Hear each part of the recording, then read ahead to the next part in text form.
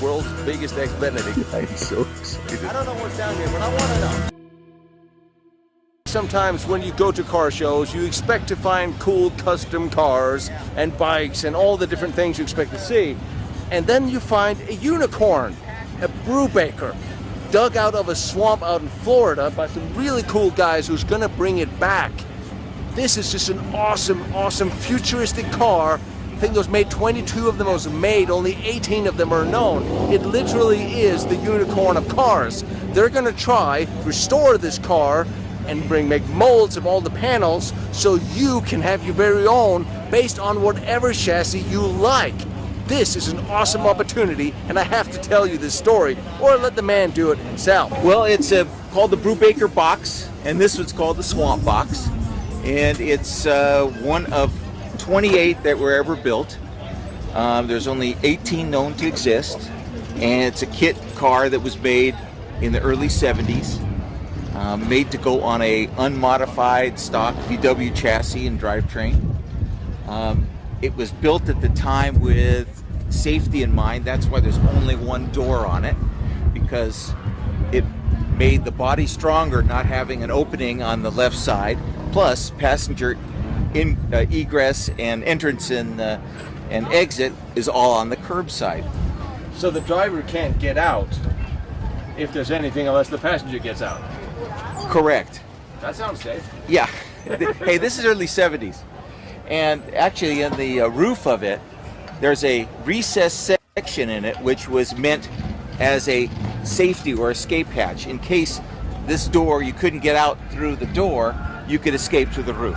It was designed by a really good friend of mine, Todd Gerstenberger, Harry BOXX, and Curtis Brubaker. It was a joint effort that they had. Todd had gone to the Art Center College here in Glendale for automotive design. It was a kind of a final project at the Art Center of Design that Todd went to.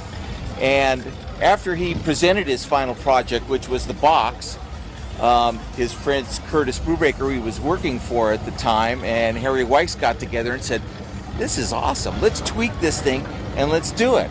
And so that's what they did. They actually went ahead, they made a deal with VW to go ahead and provide the chassis and the engine, and it was going to be new stuff, and they were going to put this body on it and sell a complete car. And this is back in '72 when you could do that kind of thing, and legally you had a leg to stand on. You wouldn't get fried. This car actually appeared on the 1972 Car and Driver magazine cover. And as a kid, I fell in love. I put this picture, and I had it framed, and I had it on my bedroom wall. I'd never even seen one in person for 30 years. I loved it.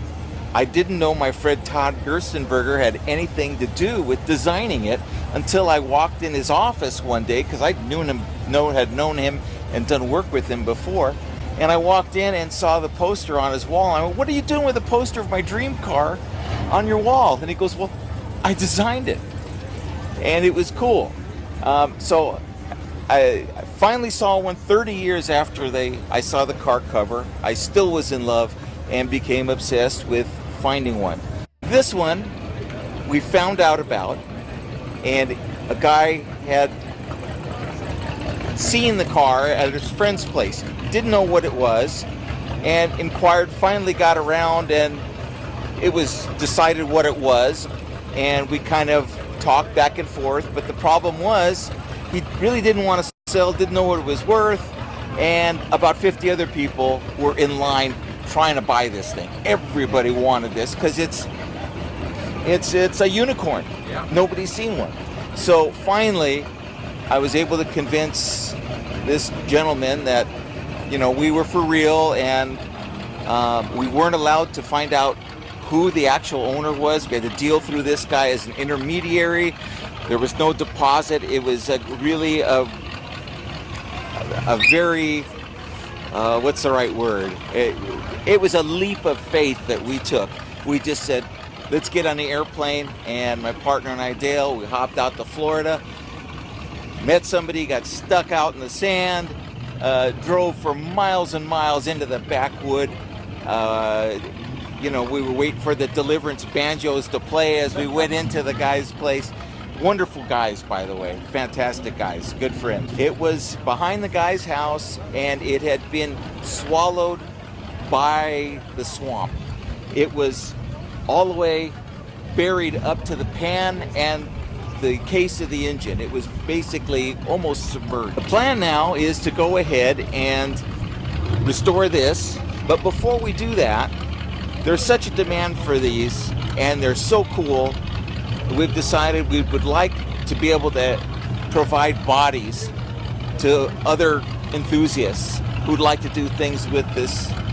I mean, so we're planning on making bodies available so that they could go on the stock VW chassis. So if somebody wants to do a 4x4, they can put it on a Jeep Wrangler chassis, or if somebody wants to do something real contemporary, they could put it on one of the EV battery-powered electric platforms. And this thing lends itself well to all that. And even though it's designed 50 years ago, I mean, look at it. What looks like this? I mean, it's still contemporary. Now, if you notice, there's a small sunroof in the front here. And there's a specific reason, because the original Brubaker box didn't have that. But when my buddy Todd was driving it on the street, you sit so far back in here, when he would sit and he'd go to a stoplight, he'd look up and he was so far back he couldn't see the signal light. So they had to cut a sunroof so that you could see out the roof to check out this traffic signal. I can see that. You got to restore it with the shag carpeting, right? Oh, come on, it's got to have that, or I think it's actually fur.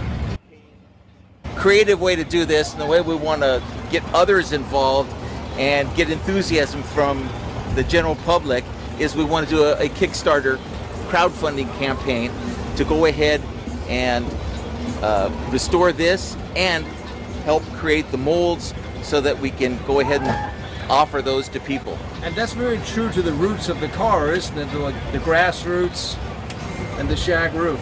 Yeah. We gotta put it in the movie when it's done. If you get us done in time for the Alien Biker movie, this has got to go. Enjoy some of my shows, my movies I put up. Please subscribe to my channel, hit me a like, donate if you feel like it, and if you have any suggestions of things you'd like me to go, see, do, film, talk about, drop me a note down below, and I will follow up as soon as I can and do whatever I can to keep you guys entertained. Have a great day.